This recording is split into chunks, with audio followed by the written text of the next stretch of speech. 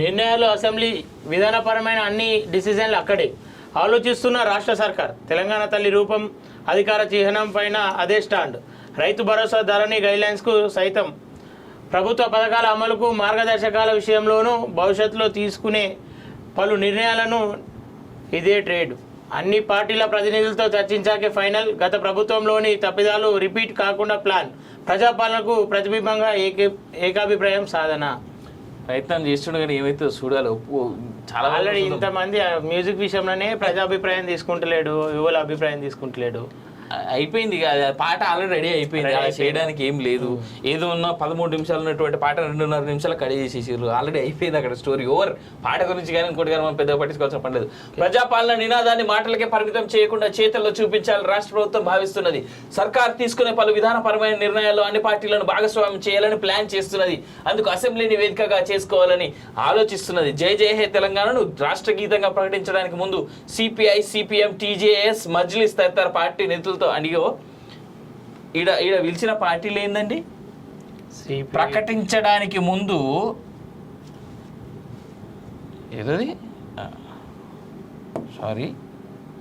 ప్రకటించడానికి ముందు CPI, CPM, TJS, Majlis తదితర పార్టీలు బీఆర్ఎస్, బీజేపీ ఎడవైనాయండి. ఎందుకు విలువ లేదండి వాళ్ళని? వీళ్ళు ఆల్రెడీ వీళ్ళతో అలయన్స్ లో ఉన్నోళ్ళే అంతే. మరి అల్లే ఎమ్మెల్సీ కోసం వాళ్ళ దగ్గర మోకరు వెళ్తున్నవే అంతే. 7వ నెంబర్ పేజీకు పాటు ఉద్యమకారులు, కవులు, కళాకారులతో ప్రభుత్వం సమావేశం నిర్వహించింది. ఏ ఉద్యమకారుని పిలిచినో ఒక కోదండరామ్ తప్ప. కోదండరామ్ చెప్పిన వాళ్ళు ఉద్యమకారులు అనుకుంటా. కానీ కోదండరామ్ తప్ప ఎవరిని పిలిచినావు నువ్వు? కోదండరామ్ అనేటువంటి వీళ్ళందరూ ఎలివేసిర్రు. కేసీఆర్ మీద ఓ గొంతెత్తి మాట్లాడినావు. ఇప్పుడు రేవంత్ రెడ్డి రాగానే పోయి సంకల దూరినావా అని ఏ ఉద్యమకారుని పిలిచినావు నువ్వు? నిన్ననే ఆల్రెడీ ఉద్యమకారులందరూ కలిసి అక్కడ మీటింగ్, ప్రెస్ మీట్ కూడా పెట్టే ప్రెస్ క్లబ్ లా వారి నుంచి సలహాలు, సూచనలు స్వీకరించింది. ఆ తర్వాత విధానపరమైన నిర్ణయాన్ని తీసుకుంది. తెలంగాణ తల్లి విగ్రహం చిహ్నాల్లోనూ, తెలంగాణ తల్లి విగ్రహంలో మార్పులు, రాష్ట్ర ప్రభుత్వ అధికారిక చిహ్నంలో సవరణల విషయంలోనూ సైతం అసెంబ్లీ వేదికగానే అన్ని పార్టీల నుంచి అభిప్రాయాలు తీసుకున్న తర్వాత ఓ నిర్ణయం తీసుకోబోతున్నట్టు సీఎం రేవంత్ రెడ్డి సైతం క్లారిటీ ఇచ్చారు. ఖరీఫ్ సీజన్ నుంచి అమలు చేయనున్న రైతు భరోసాతో పాటు జిల్లా ధరణి, జిల్లాల పునర్వ్యవస్థీకరణ తదితర అంశాలపై చర్చించి స్పష్టమైన పరిష్కారాన్ని కనుగొనాలని అనుకుంటున్నది. అసెంబ్లీ వేదికగా శ్వేతపత్రాలు. గత ప్రభుత్వం తీసుకున్న పలు నిర్ణయాలు, అవకతవకలు, అవినీతి తదితరాలపై అసెంబ్లీ వేదికగానే శ్వేతపత్రాలను రాష్ట్ర ప్రభుత్వం విడుదల చేసింది. పవర్ పాయింట్ ప్రజెంటేషన్ ద్వారా 2 తెలుగు రాష్ట్రాల మధ్య కృష్ణా గోదావరి జలాల అంశాన్ని చర్చించింది. థర్మల్ విద్యుత్ కేంద్రాల ఏర్పాటు, ఇతర రాష్ట్రాల నుంచి కొనుగోలు చేస్తున్న విద్యుత్, డిస్కంల నష్టాల తదితరాలు ప్రత్యేక చర్చలు జరిపింది. జూలైలో బడ్జెట్ సమావేశాలు. పైసలేడున్నాయి, బడ్జెట్లు పెడతారు, పైసలేడున్నాయి.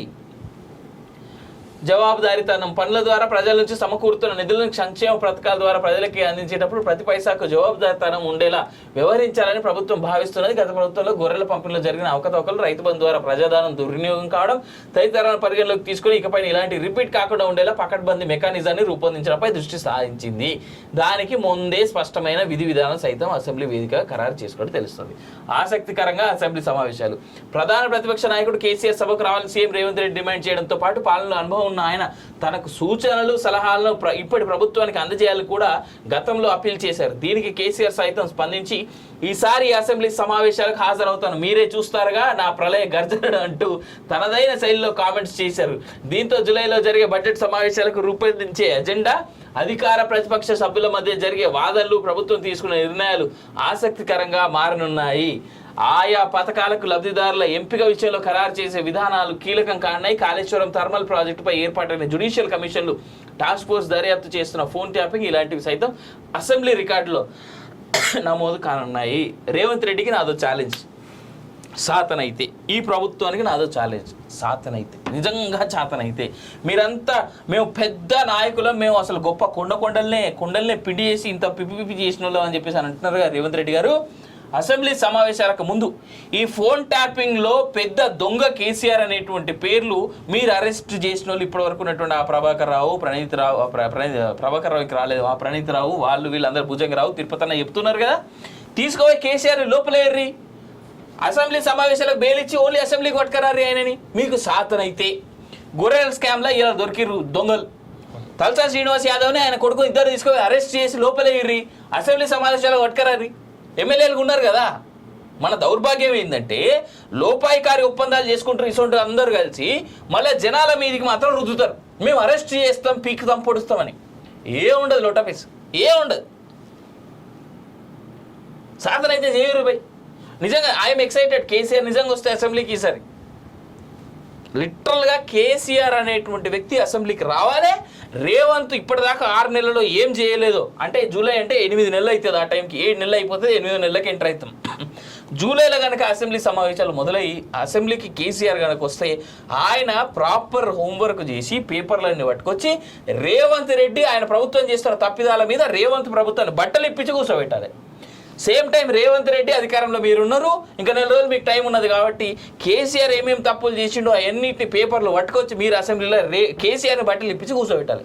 లాస్ట్ టైం అన్నారు కదా, నీ డ్రాయర్ కూడా గుంజుతా బయటికి అని కూర్చోబెట్టరు. కేసీఆర్ ఆయన చేసిన తప్పులను అసెంబ్లీ సాక్షిగా ఒకరొకరు ఎదురుపడి మాట్లాడితే మేము చూడాలని అనుకుంటున్నాం. ఆయన తప్పులను ఈయన తప్పులను అయినా ఖచ్చితంగా ఎండబెడితే చూడాలని అనుకుంటున్నాం మేము. అది ప్రజాస్వామ్యం అంటే. లోపాయికారి ఒప్పందాలు చేసుకొని మీరు ఒకరి సంఖ్యలో ఒకరు నాక్కుంటాం, నాకు నువ్వు హెల్ప్ చేయి, నీకు నేను హెల్ప్ చేస్తా అనేటువంటి డైలాగులు మాత్రం మేము చూడాలని అనుకుంటలేము. రేవంత్ రెడ్డి గారు ఆలోచించండి.